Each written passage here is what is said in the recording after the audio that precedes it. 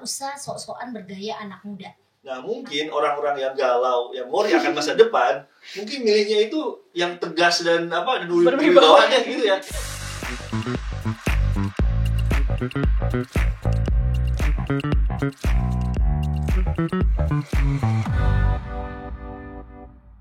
Halo teman-teman, kembali lagi di acara Ngobrol Nalar. Nah, di episode kali ini kita akan membahas mengenai suara anak muda yang diperebutkan, suara anak muda yang dipertanyakan ini sebenarnya untuk siapa. Dan kita sudah kedatangan dua teman ngobrol ya kita bilangnya. Ada Mbak Huriah, Direktur Eksekutif Puskapol. Halo Mbak, silakan. Halo semuanya. Halo, apa kabar Mbak? Alhamdulillah baik. Ketemu lagi kita ya. Udah minggu lalu. Aku tadi udah expecting sih kayak pas ketemu Mbak Hur. Wih, ketemu lagi Mbak. Oke, dan sebelah kanan juga sudah ada Kak Rafsan dari Sekjen PBPMI. Halo Kak Rafsan. Oke, ini udah ada Kak Rafsan dan Mbak Hur representasi yang berjiwa muda. Nah, sebelum masuk ke dalam ini anak muda ini sebenarnya untuk siapa sih suaranya gitu. Aku pengen nanya dulu sih soal tingkat kepuasan Presiden Joko Widodo. Jadi LSI kemarin buat survei di April 2023 bahwa tingkat kepuasan terhadap pemerintahan Jokowi itu mencapai 82%, which itu yang tertinggi gitu. Nah, menurut Mbak Huriah dan Kak Rafsan ini kira-kira karena apa sih kinerja ini tuh bisa tinggi di April 2023? Dari Mbak Hur dulu boleh? Mungkin ya, di jawabannya mungkin. Karena kalau di politik itu semuanya serba mungkin. Betul. Gitu. Kalau saya melihat gini, karena kan survei ini ke publik ya, survei publik. Biasanya ada dua faktor kalau yang saya lihat. Yang pertama memang kinerja yang kemudian bisa dilihat secara kasat mata gitu ya oleh publik, misalnya bicara soal pembangunan saja gitu ya, infrastruktur itu kan salah satu yang menonjol ya. Ideologi developmentalisme itu kan menjadi ciri khas dari pemerintahannya Pak Jokowi sejak periode 1 kemudian ke periode 2 gitu ya. Yang kedua saya kira juga karena exposure media. Gitu. Karena memang apalagi sekarang ya media itu kan bukan hanya media konvensional seperti koran, televisi gitu, tetapi juga di media sosial gitu ya, di internet dan lain sebagainya yang saya kira itu juga turut membantu mengerek gitu ya popularitas dan juga exposure terhadap kinerja pembangunannya Pak Jokowi. Termasuk juga memang sebenarnya ada figur Pak Jokowinya sendiri gitu ya, yang dari dulu kan ketika dia muncul dia menjadi media darling gitu ya. Ini yang kalau saya melihat seperti itu. Dan lagi-lagi ini sebenarnya karena tadi kamu nyinggung soal kepuasan publik gitu ya. Ada hal yang sebenarnya juga menurut saya tidak terukur sepenuhnya gitu dari kepuasan publik. Kenapa? Karena ada perbedaan gitu ya kalau bicara publik masyarakat umum yang disurvei gitu ya dengan publik yang direpresentasikan oleh masyarakat sipil. Nah, kalau bicara soal bagaimana masyarakat sipil memaknai gitu ya, atau seberapa besar tingkat kepuasan masyarakat sipil terhadap kinerja pemerintahan Jokowi, nah itu beda saya rasa hasil surveinya nggak mencerminkan gitu ya. Jadi ini ada dua perbedaan ya antara masyarakat sipil sama publik. Oke, ini menarik nih, berarti survei 82% ini juga sebenarnya nggak mengcover mencerminkan seluruh kepuasan publik ini ya Mbak Hur, bisa dibilang kayak gitu ya? Iya, saya kira karena dia seperti itu. Gimana Kak Rafsan? Kayak sebenarnya kalau misalnya tadi katanya Mbak Hur itu ada gap antara hasil lembaga survei ini dengan yang terjadi ya kenyataannya. Kalau menurut Kak Rafsan benarkah seperti itu atau sebenarnya enggak kayaknya 82% itu udah representatif. Jadi memang menurutku satu yang pertama kenapa tingkat kepercayaan publik gitu ya approval rate ya ke Pak Jokowi tinggi itu salah satunya keberhasilan beliau menangani COVID ini ya, pandemi COVID. Karena kita anak muda tuh kan mengkonsumsi bagaimana pandemi itu melanda di beberapa negara. Di beberapa negara kan itu menyeramkan sekali. Tetapi ternyata di negara kita relatif tidak semenyeramkan bagaimana kita dapat info di Twitter, di Instagram gitu ya. Jadi ada semacam ketakutan anak muda terhadap COVID, ternyata di negara kita kok relatif tidak semenyeramkan ya. Imajinasi tapi nggak sangat menyeramkan dibanding dengan misalkan di Italia, di China gitu ya. Jadi penanganan keberhasilan Pak Jokowi terkait COVID itu saya kira mempengaruhi tadi approval rate yang tinggi itu. Nah, aku sepakat sama Mbak Huriah, memang Pak Jokowi ini kalau secara umum dia tuh sosok pemimpin populis. Jadi kebijakannya sangat populis dan mayoritas publik mungkin itu akan mengukur rezim ini atau pemerintahan ini berhasil atau enggak hal-hal yang teramati. Dan kita lihat kalau di rezim pembangunan Pak Jokowi ini memang semua kebijakannya itu kepada hal-hal yang terutama teramati. Contoh infrastruktur. Jadi kalau infrastruktur misalkan kita kan benar-benar dapat merasakan, misalkan itu ada tol baru dari Ciputat ke arah bandara, itu kan orang langsung mengalami tol Trans Jawa, ada kereta api gitu. Nah memang itu satu. Jadi dari segi populis dengan tadi Mbak Huria sebut, bagi saya mungkin lebih substantif, itu agak lain. Memang kan lapisan civil society dalam strata sosial barangkali itu kan kelompok elit, Mbak. Jadi saya sependapat dengan Mbak Huria ketika ditanyakan ke expert gitu ya dalam lapisan sosial kita terkait hal yang lebih mendalam, itu barangkali akan beda. Apa jangan-jangan survei Jokowi ini tinggi di April karena beliau juga habis melantik Menpora Dito Aryo Tejo yang dimana beliau sangat merepresentasikan anak-anak muda gitu. Ada kemungkinan itu nggak? Jadi kayaknya jawab langsung. Kalau lagi-lagi karena kita ini ya mahasiswa politik itu pembuktiannya harus survei gitu ya. Cuma kalau dalam opiniku yang pertama sebenarnya sih mungkin ya karena saya juga merasa performa Pak Menpora baru itu benar-benar representatif anak muda ya. Misalkan kita lihat aktivitasnya, saya lihat di Instagram itu anak muda banget dan kita ada semacam hope gitu ke dia bagaimana pengaturan kepemudaan dan olahraga tuh di dia tuh kita ada harapan lah gitu ya. Saya stress. Nah yang kedua sebenarnya bukan hanya soal pelantikan Dito ya yang anak muda, tetapi di beberapa contoh misalkan nih di beberapa kasus, contohnya Bima di Lampung.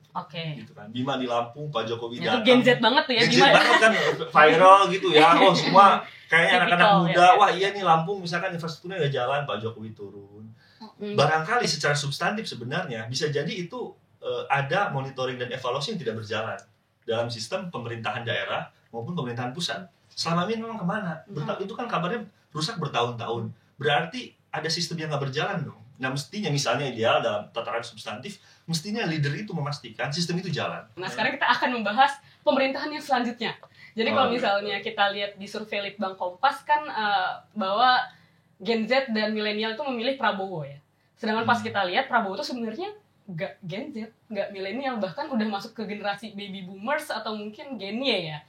Untuk Prabowo, kira-kira kenapa sih mereka ini, Gen Z dan milenial ini tuh malah condong memilih Prabowo Subianto gitu, untuk presiden 2024 nanti? Kayaknya pilihannya emang gak ada capres muda ya. Tapi kan dibanding keduanya lagi Mbak, yang paling tua kan Pak Prabowo. Nggak ngerasa gitu loh ya. Baru ya.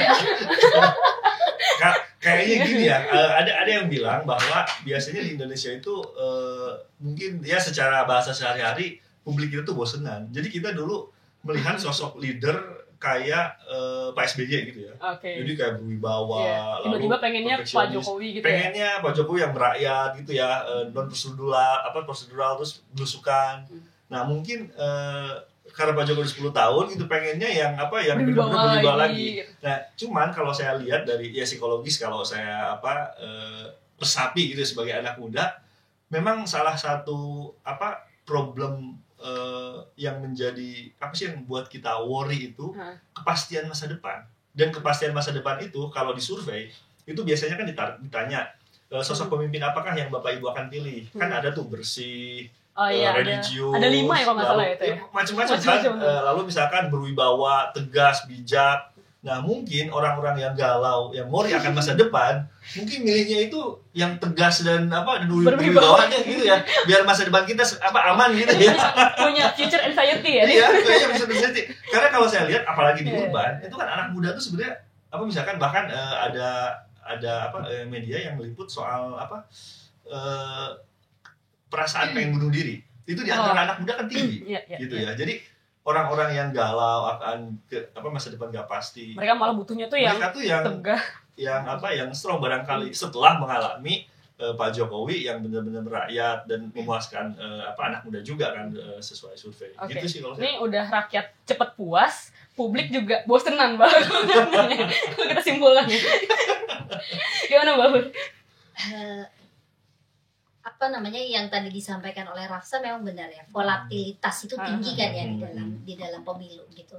Tapi saya kira ini bukan salahnya publik, bukan salahnya anak muda, bukan juga salahnya orang tua ya. Ini lagi-lagi karena itu tadi kita udah terbiasa disuguhi makanan yang nggak enak terus gitu ya. Kalau ngomongin pemilu, kita punya pemilu udah dari mulai era reformasi ya 99 sampai sekarang. Tapi kan ada satu hal yang tidak yang tidak hilang gitu ya dari karakteristik pemilu kita, yaitu apa? Partai politik adalah penentu satu-satunya siapa yang akan berkontestasi. Jadi ya publik disodori pilihan-pilihan yang sangat terbatas gitu. Itu aja kan muternya ya kan. Kita bisa lihat misalnya nih, kalau dulu tidak ada gerakan voluntarisme ya yang dalam tanda kutip ya merongrong PDIP gitu ya, memaksakan pencalonan Pak Jokowi, mungkin Pak Jokowi nggak akan pernah nyapres di 2014 gitu ya. Nah, yang kita lihat hari ini kan juga jadinya sama gitu ya. Pilihannya sangat terbatas. Ya sudah pilihannya terbatas, belum pasti pula. Iya, belum ada cawapres juga. Cawapres belum ada. Capres belum tentu juga. Iya. Masih bisa berubah tuh kayaknya. Karena akhirnya ini juga memperlihatkan sebenarnya gini, sudahlah partai ya udah jadi penentu utama, cuma bisa ngasih sajian yang jelek-jelek gitu ya, yang tua-tua gitu ya maksudnya. Ketika dia harus mencari yang lebih muda, itu pun bukan dari partai kan. Akhirnya apa? Harus nyomot dari luar gitu naturalisasi kan. gitu Mbak. Ya naturalisasi padahal itu sebenarnya menunjukkan kegagalan partai kan, melakukan kaderisasi gitu. Akhirnya terpaksa harus naturalisasi gitu. Jadi publik pilihannya terbatas sehingga ini juga sebenarnya mempengaruhi gitu ya. Publik merasa kalau ada capres ya yang menjadi antitesa dari politisi-politisi lama gitu ya, maka ini yang mungkin akan dipilih. Kalau kita lihat shifting ya dari Megawati gitu ya ke SBY, itu kan kelihatan ya, dianggap SBY itu antitesa yang Megawati. Berarti antitesa dari Pak Jokowi SBY ke Pak Jokowi kan juga sama ya kan, betul. dianggap sebagai antitesa. Bahkan kalau ngomongin Pak Jokowi dulu kan digambarkan dia antitesa Orde Baru. Simply karena dia tidak punya keterkaitan gitu ya dengan darah biru di politik.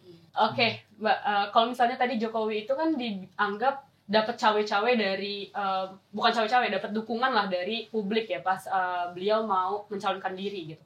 Nah, let's say sekarang juga Ganjar itu sebenarnya sebelum dia dicalonkan oleh PDIP, dia kan banyak banget dapat dorongan dari publik gitu, bahkan elektabilitasnya tinggi gitu sebelum umumkan dicalonkan gitu kan. Cuman sekarang kalau kita lihat setelah adanya pencalonan terhadap PDIP, pencalonan dari PDIP terhadap Ganjar maksudnya, Ganjarnya malah turun gitu. Nah ini kenapa Mbak? Padahal Ganjar juga sering konten, sering jogging, yang which menurut aku itu anak muda banget ya. Why? Saya respon yang pertama dulu ya, Usi. Walaupun caranya mungkin sekilas sama gitu ya, dorongan dari bawah, tapi agak berbeda antara Ganjar sama Jokowi. Dulu Jokowi ya kan, dia kan walaupun dia anggota PDIP gitu ya, tetapi dia bukan kader yang seperti Ganjar gitu ya, yang memang meniti karir itu dari bawah terus gitu ya. Nah, sehingga Jokowi pada saat itu lebih leluasa sebenarnya bermanuver dengan projonya gitu kan ya, dengan projonya gitu. Nah, sementara Ganjar ini menurut saya jauh lebih berhati-hati. Karena tadi ya, Ganjar itu kan dia kader, dia mungkin nggak punya keberanian sebesar Pak Jokowi misalnya dulu gitu ya, dan juga loyalitasnya juga berbeda gitu. Nah, tetapi bahwa kemudian akhirnya strategi itu berhasil ya, mendorong PDIP akhirnya mau gitu ya, mencalonkan figur yang populer, itu satu hal. Nah, kenapa kemudian Ganjar turun suaranya? Ada banyak faktor, tapi karena tadi ngomongin soal volatil ya, pemilih volatil, informasi itu cepat, mungkin salah satu faktor yang mempengaruhi itu adalah sikap Ganjar yang menolak U20 ya. U20. Salah satunya. Salah satunya gitu ya. Walaupun juga kalau kita cek lagi apa benar gitu ya itu sikap aslinya Pak Ganjar gitu ya, atau ya karena memang dia menyuarakan sikap partainya gitu ya, PDIP gitu. Nah itu yang akhirnya kan kemudian membedakan juga sebenarnya antara Ganjar dengan Jokowi. Ganjar dia akan lebih firm gitu ya ketika dia diminta untuk menyuarakan sikap, posisi maupun juga kebijakan partainya. Sementara Pak Jokowi itu jauh lebih leluasa gitu. Makanya ini kita selalu melihat ya. Contoh sekarang bagaimana Jokowi melakukan manuver ya di tengah pencapresan, padahal Megawati sudah jelas-jelas mengumumkan pencalonannya Ganjar gitu. Ya buat jangan. Ini ya, jadi kelihatan gitu bedanya Jokowi sama Ganjar saya kira. Tapi itu hanya salah satu faktor aja. Ada banyak faktor lain saya kira. Nah, hal lain menurut saya yang harus dilihat itu jadi begini. Saya jadi ingat bahwa institusi yang paling tidak dipercaya oleh rakyat itu salah satunya ya yang paling buruk gitu ya. Itu partai politik dan DPR gitu ya. Nah, kemunculan Jokowi itu didorongnya itu seolah-olah saya nggak tahu ya organik gitu ya, itu civil society publik gitu ya. Jadi antara yang ngedorong Pak Jokowi di 2014 antara partai politik dengan civil society yang ramai relawan-relawan itu berbarengan. Jadi harapan anak muda yang berpandangan barangkali bahwa partai politik dan DPR itu integritasnya kurang gitu ya. Jadi akan ikut Pak Jokowi itu disuarakan oleh relawan-relawan gitu ya, independen gitu. Nah, kemunculan Pak Ganjar sebelum dideklarasikan gitu ya, itu kan hampir mirip-mirip dengan Pak Jokowi. Ada relawan-relawan yang dorong-dorong gitu ya. Sekarang kan udah nggak ada. Kan semua malah arah-arahnya kan malah ke Pak Prabowo dengan lawan-lawan Pak Jokowi. Tapi animonya mungkin agak beda ya dengan 2014 ya. Kalau 2014 yang organiknya banyak ya rasanya. Tapi belakangan kan kemudian ketika relawan menjadi semakin politis, orang melihat relawan menjadi hal yang berbeda lagi. Cara pandangnya jadi beda lagi ya. Sebagai kalau saya nyebutnya ya di dalam tulisan saya waktu itu saya nulis soal bagaimana politik relawan itu saya sebut sebagai non political party machine. Jadi mesin kampanye non partai gitu karena partainya kerja. Nah, mungkin Mas yang lihat ketika Pak Ganjar dideklarasikan sebagai petugas partai gitu ya, itu kan kayak mengambil hak Pak Ganjar dari mungkin mata publik yang harus independen segala macam. Jadi barangkali ada faktor itu juga ketika kita nggak bisa menitipkan masa harapan ke Pak Ganjar. Kenapa ya? Karena Pak Ganjar udah jadi emang petugas partai gitu. Kalau Pak Jokowi, seingat saya kalau perbandingan 2014 itu benar-benar harapan publik itu ada yang organik maupun non organik gitu ya, relawan banyak segala macam. Sama satu lagi Rafsan, bedanya gini kan kalau 2014 ya karena orang dulu belum kenal siapa Pak Jokowi jadi masih punya harapan gitu ya. Masyarakat sipil tuh memang pilihannya adalah mendukung Jokowi dibanding Prabowo yang jelas-jelas gitu ya representing New Order gitu. Tetapi 2024 nanti dukungan masyarakat sipil ke Pak Ganjar itu bisa dibilang sangat rendah. Masyarakat sipil menjadi sangat kritis kan karena apa? Performa Pak Ganjar misalnya atau kasus pelanggaran HAM ya kan, kasus Wadas, Kendeng, itu kan juga dikritisi betul oleh publik. Jadi ada situasi yang agak beda gitu antara 2014 dan 2024 dukungan civil society-nya jauh nggak seluas Pak Jokowi 2014. Jadi kalau Pak Ganjar itu memang di teman-teman gitu di PMI misalkan yang dia concern ke advokasi di cabang-cabang di Jawa Tengah, memang catatannya sangat kritis. Jadi mohon maaf misalkan iya pro rakyat. Lihat tuh kan kalau teman-teman PMI kan advokasi Kendeng dan lain-lain. Anak muda itu udah lebih concern juga ya terhadap lebih kritis lah kalau misalnya melihat dari 2014 dan 2024 nanti karena Pak Ganjar ini ibaratnya tadi bisa di check and recheck secara kinerjanya pelanggaran atau apa yang dilakukan sama beliau gitu ya. Itu yang aktivis karena kita kan ya aktivis ya di lapisan masyarakat lagi-lagi kan mungkin elit ya tapi kalau publik secara umum ya kita mungkin kayaknya beda lagi. Kalau anak muda ini kan karena anak muda juga masih gamang ya masih memantau gitu ya situasi di tahun politik sekarang. Kalau mau melihat capres yang mereka punya keberpihakan nggak sih sebenarnya gitu ya dengan isu anak muda, jangan hanya lihat tampilannya. Misalnya gini ya, mengkampanyekan hidup sederhana gitu ya, tapi ya dia aja gitu loh. Apakah kebijakannya juga memang mencerminkan atau misalnya gitu ya, memaksa pejabat publik gitu ya untuk lebih akuntabel sehingga tidak ada pemborosan dana gitu ya, atau misalnya soal apa tadi ya, keberpihakan kepada isu lingkungan gitu ya, itu kelihatan nggak di kebijakan yang kemudian dibuat, entah misalnya ketika dia menjadi kepala daerah gitu ya, atau lain sebagainya. Anak muda ini tuh bisa dikatakan Mbak, jangan melihat yang terlihat aja lah gitu, harus dicerminkan dari kebijakan-kebijakan yang nanti akan dibuat sama calon-calon ini ya. Cuma tadi aku tadi tuh aku pengen masuk ke dalam ini Karafsan. Aku tadi sampai jangan lupa dulu soal bahwa kita melihat Ganjar ini adalah petugas partai. Jadi kalau kita tadi balik ke survei Litbang tadi ya, kita lihat Prabowo itu menjadi yang paling tinggi dibandingkan Ganjar dan Anies gitu. Berarti kita cuma punya 3 pilihan sebenarnya. Yang pertama petugas partai, yang kedua petinggi partai yang punya partai, dan yang satu itu yang ditarik dari partai, sama partai. Which Anies, Prabowo dan Ganjar. Apakah sekarang kita itu sangat gimana ya bilangnya, nggak percaya sama partai politik? Sampai kita maunya ya udahlah sama yang punya partai aja, karena gue yakin kebijakan apapun itu nanti itu pasti dia yang memutuskan karena dia kepalanya gitu. Ada nggak sih chance itu gitu? Makanya milih Prabowo ini tadi gitu loh. Kalau saya sih ya perspektif anak muda gitu ya, opini saya tidak begitu kokoh ya, tidak begitu kuat. Preferensi orang dia punya partai atau enggak, misalkan nanti dampaknya misalkan bisa menciptakan stabilitas pemerintahan atau enggak. Kayaknya anak muda nggak sejauh itu.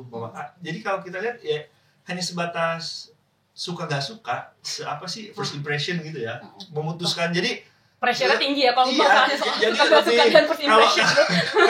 Kalau ngeliat itu kayak pandangan pertama langsung ditetapkan gitu, nggak menggali lebih dalam. Kalau saya lihat gejala-gejala yang dilihat dari aspirasi politik anak muda sih ya itu hanya cangkang barangkali ya, ini ya otokritik juga ya, cangkangnya aja gitu, permukaannya aja yang nggak substantif sama sekali. Tapi memang kan gini, kalau ngomongin arah politik anak muda sebenarnya nggak jauh beda gitu ya dengan hal-hal yang menarik perhatian anak muda dalam kehidupan sehari-hari yang tadi dibilang sama Rafsan itu soal cangkang. Anak muda kan senang dengan tampilan, ya kan? Ya tadi saya anak muda juga tahu Mbak. Saya juga masih muda. Tetap tampilan, tapi kadang-kadang juga gitu ya. Tampilan itu jadi penting. Makanya anak-anak muda sekarang kan FOMO ya. Lagi bilang FOMO, makanya seneng lah gitu kan, ngopi tuh yang estetik dan sebagainya gitu. Jadi akhirnya juga kalau mau ngelihat arah politik anak muda, itu tadi mungkin ya, jangan-jangan gitu ya, FOMO, sikap FOMO yang kemudian juga senang dengan tampilan luar itu nggak bisa dilepaskan gitu loh dari anak muda gitu. Cuma selalu juga saya sering bilang gini, jangan juga kita kemudian melakukan generalisasi gitu ya, bahwa semua anak muda kayak gitu. Betul. Ada juga kan anak-anak muda yang punya concern yang memang serius gitu ya, kayak kita gitu ya Mbak. Gitu ya. Jadi misalkan anak politik, saya harus membanggakan pusing soalnya mahasiswa sini. Soalnya sama-sama anak politik. Betul. Jadi saya rasa suara anak muda yang seperti itu juga kita lihat. Jadi ada gini, potret anak muda di Indonesia itu multifaceted ya, banyak wajah. Demikian pula arah politiknya gitu ya. Kita bisa lihat misalnya teman-teman ya, anak muda yang tadi ya generasi Z gitu ya, yang senengnya hal-hal yang superficial, mudah berubah gitu ya, tampilan luar. Ya memang itu gitu ya, arah politiknya juga bisa kita tebak gitu. Tapi juga ada anak-anak muda yang kritis ya kan, yang mereka misalnya aktif di gerakan mahasiswa, aktif di kelompok-kelompok organisasi di masyarakat dan sebagainya. Mereka lebih melihat pada isu gitu ya, ketimbang semata-mata hanya tampilan. Tampilan tetap penting di mana-mana kan, yang namanya perilaku memilih itu kan nggak mungkin cuma substance gitu ya, dua-duanya gitu kan. Gitu. Nah, itu juga ada gitu. Atau bahkan anak muda yang sudah kadung patah hati. yang udah apatis, ada juga Kalau gitu anak kan. muda patah hati rada susah sih Mbak. Tapi pasti ada rasional juga, gitu. yang mungkin gini, jangan-jangan nih, Iya. itu adalah anak-anak muda yang kita lihat misalnya di tempat-tempat yang mereka adalah korban atau terdampak dari kebijakan. Itu kan bisa aja tuh. Pilihannya kan mereka menjadi kritis gitu ya, Atau kemudian mereka menjadi aktivis, atau mereka jadi apatis, nggak percaya sama sekali dengan partai, nggak percaya sama sekali dengan kandidat gitu. Ada juga minimal gini, saya kalau misalnya pernah nanya ya sama mahasiswa saya, itu kelihatan ada mahasiswa yang dia sudah punya pilihan yang fix gitu ya, karena dia punya assessment. Ada yang dia masih berubah-ubah gitu ya, volatil. Ada juga yang udah milih golput gitu, udah apatis gitu, nggak percaya dengan partai, nggak percaya dengan kandidat, nggak percaya dengan mekanisme bahwa pemilu itu memang bisa mengubah gitu mengubah arah kebijakan pemerintah ke depan. Sama ini Mbak, aku misalkan kalau ketemu beberapa temen PMI di misalkan di Bandung, di Jogja, itu di mahasiswa itu sekarang lumayan berkembang, itu kelompok anarko sindikalis. Itu kan ya sama kayak ini ya, nggak percaya negara gitu segala macam gitu. Itu bener-bener bener-bener ada ya sebenarnya demo jadi bener-bener udah distrust banget ke, jangankan ke politisi gitu ya, ke negaranya aja udah distrust itu ya. Soal terlepas soal dia pandangannya enggak gitu. Ini sebenarnya ini menunjukkan Mbak bahwa generasi milenial dan Gen Z ini emang kompleks ya. Kita ngebahas tentang arah mereka aja tuh udah lama banget. Karena balik lagi sebenarnya konklusinya again ada yang masih bisa berubah-ubah, ada yang patah hati bisa sampai ke titik ekstrim dia apatis atau dia malah kritis banget gitu kan. Jadi ini sebenarnya emang sangat dinamis ya anak-anak muda ini. Anak mudanya dinamis, tapi ada satu loh usia yang menurut saya ini perlu kita kritisi. Cara politisi memperlakukan anak muda, cara pemerintah memperlakukan anak muda itu nggak berubah dari dulu. Nih saya mau ngomong gini, misalnya soal anak muda kritis ya. Dulu tahun 66 ketika anak muda turun ke jalan, itu kan mereka menyuarakan aspirasi ya, tapi yang di frame oleh pemerintah selalu apa? Soal aksi ini ditunggangi gitu ya, ada indikasi ditunggangi. Itu tahun 66 ya. Kemudian di tahun 2019 ingat ya, ketika ada gerakan reformasi di korupsi. Itu saya masih demo Mbak waktu itu Mbak. Kamu masih ikut demo. Kayaknya bolos. Kamu baca nggak di media? Sikap dari pemerintah, respon dari pemerintah. Aksi ini ditunggangi. Jadi ini memperlihatkan sebenarnya gini, ketika anak muda ya aktif di dalam politik gitu ya, maksudnya berpolitik bukan politik jadi politisi ya, tapi ketika anak muda menyuarakan aspirasinya, berpartisipasi di dalam politik, mereka direduksi gitu ya, bahkan di undermine lah istilahnya gitu ya, disepelekan gitu ya, bahwa aksi-aksi yang mereka lakukan itu nggak genuine. Ini kan problem, bahwa ada ulterior motif lah ibaratnya. Betul. Dan yang kedua, ketika kemudian mereka menjadi pemilih ya, mereka dipandang sebagai statistik gitu ya, yang cara politisi mendekati anak muda itu ya pakai cara-cara yang gampang, yang instan gitu kan. Ya udah ikut aja gitu, ikut trennya anak muda, maka dia akan jadi populer. Artinya apa? Anak muda nih jangan-jangan nih ya memang tidak pernah dipandang serius oleh para politisi. Mereka hanya dilihat sebagai angka. Ketika mereka mulai mengganggu kenyamanan gitu ya, mereka kemudian dianggap orang yang tidak punya kemandirian untuk bersikap dan bergerak gitu. Tapi itu Mbak, problem itu. Bukankah itu sikap pemerintah atau rezim dimanapun yang memang ini sense demokratisnya kurang dimanapun kan? Selalu orang kalau lagi otoriter nih demo, ditunggangi. Jadi Indonesia agak otoriter. Enggak, sense demokrasinya. Demokrasinya kurang. Ya, ini mungkin pesan ya buat teman-teman anak muda gitu ya. Kan akan banyak nih pemilih baru kan. Pemilih baru akan 60% banyak gitu ya. Dan sangat signifikan. Ada banyak hal yang menurut saya perlu dikritisi ya teman-teman muda ya. Dari mulai penyelenggara pemilu yang cuma mengajak orang datang ke TPS. Tapi absen melakukan pendidikan politik. Partai politik juga sama ya, yang hanya menawarkan calon tapi juga absen gitu ya melakukan pendidikan politik. Maka anak muda punya pilihan untuk mencari tahu sendiri. Dan ini kan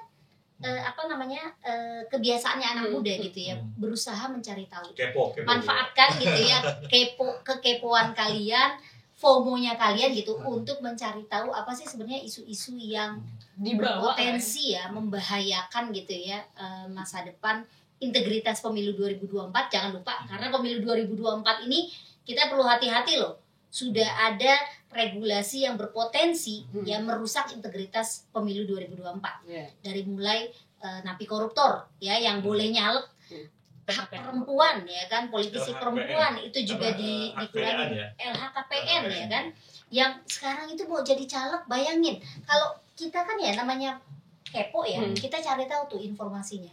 Sekarang enggak, teman-teman muda, regulasi pemilu yang sekarang KPU itu justru menutup informasi berkaitan dengan caleg karena dianggap itu kerahasiaan negara. Jadi teman-teman nih mungkin akan kesulitan gitu ya mencari tahu latar belakang. Tapi udah dikasih tadi kisi-kisinya ya. Jadi justru harus mencari tahu, dan saya kira anak muda kalau udah kepo, udah pengen tahu, itu cepet. Wah, kan jelas Mbak. Itu pasti ketemu. Nah itu mari kita manfaatkan kekepoan kita gitu ya untuk mencari tahu, mengisi informasi yang cukup ya buat 2024. Jadi bukan cuma muter karena survei ngomong begini maka kita pilih ini lah gitu. Oke. Terakhir, kesan-pesan sih, pesan mungkin untuk para capres-capres yang nanti akan berkontestasi di 2024 ya. Apa sih sebenarnya yang harus mereka lakukan agar bisa mengakomodir kepentingan anak muda? Oke, tapi izin sorry sebelum jawab itu, saya pengen tadi nyambung dari Mbak Ulia. Yang pertama soal apa sih bedanya anak muda sekarang itu? Menurut saya ya, anak muda sekarang ini satu termasuk autokritik bagi generasi kita, belum menampilkan sesuatu yang baru terhadap solusi terhadap masalah-masalah bangsa. Kalau kita bandingin misalkan era kemerdekaan Soekarno, Hatta, Syahrir itu apa sih benar-benar anak muda yang ngasih solusi genuine gitu ya untuk kita merdeka. Gitu. Lalu misalkan angkatan katakanlah 98 itu benar-benar berusaha membangun gitu sistem yang demokratis. Itu sesuatu yang baru. Nah, kalau sekarang anak muda itu malah ikut-ikutan dalam fraksi pilihan politik. Ada anak muda ya, kalau bahasa sehari-harinya ada anak muda cebong, ada anak muda kampret, sama aja. Jadi kita gagal menjadi satu lapisan gitu ya, yang melampaui peta politik yang ada, yang barangkali bagi kita itu sebenarnya nggak bermutu. Terkait tadi pertanyaannya, lalu apa sih pesan untuk para capres? Menurut saya pesannya ya untuk para capres, satu, jadikan anak muda tidak hanya sebagai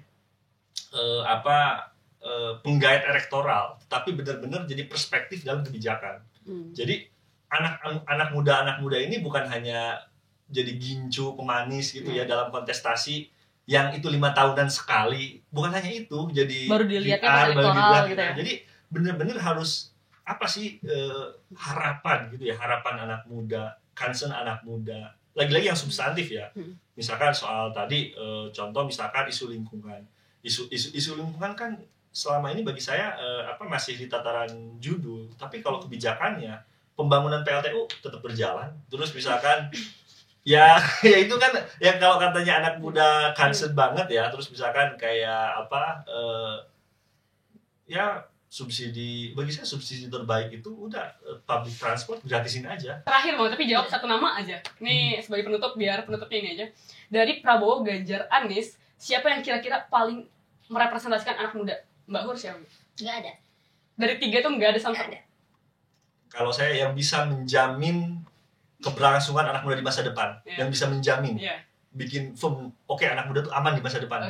Sosok itu, siapapun. Enggak. Enggak. Enggak mau sebut nama ya. Saya sih PPMI loh. Oh iya. Oh ya, nggak boleh berpihaknya juga kan. Apa misi? Oke. Tapi yang penting itu sebenarnya gini juga nih, pesan buat capres ya. Pertama nih yang penting ya, kalau memang capres menaruh perhatian pada anak muda, pertama sudahi politik identitas. Ya, politisasi identitas itu sudahi, jangan rusak anak-anak muda pemilih di 2024 dengan politisasi identitas. Karena ini udah mulai nih kita lihat ya, minimal di Twitter ya kita bisa lihat. Ya, yang kedua, nggak usah sok-sokan bergaya anak muda. Tapi yang perlu nih dilakukan oleh para capres adalah kalau Anda serius menggarap anak muda, datangi anak-anak muda ya, banyak kan simpul-simpul ya. Datangi anak-anak muda, duduk, bicara dengan mereka, tanyakan apa yang menjadi concern mereka, kebutuhan mereka, dan masukkan itu ke dalam agenda kampanye Anda. Masukkan itu menjadi program kerja, program kampanye Anda. Baru di situ Anda membuktikan bahwa Anda adalah alternatif pilihan yang paling cocok, paling pas buat anak. Nah, oke, baik. Itu berarti sebagai penutupnya ya. Penutupnya adalah bahwa anak-anak muda ini untuk melihat politik 2024 nanti harus kritis, harus gelisah, terus juga untuk para capres juga jangan cuman jadiin kita anak muda ini sebagai vote getters, tapi juga harus melihat secara substansi dan perspektifnya ya. Menurut teman-teman gimana? Ini emang rada kompleks ya, kita ngomongin anak muda ini ya, dan sedikit lama. Komen di bawah menurut pendapat kalian, dan sampai jumpa di episode berikutnya. Bye-bye!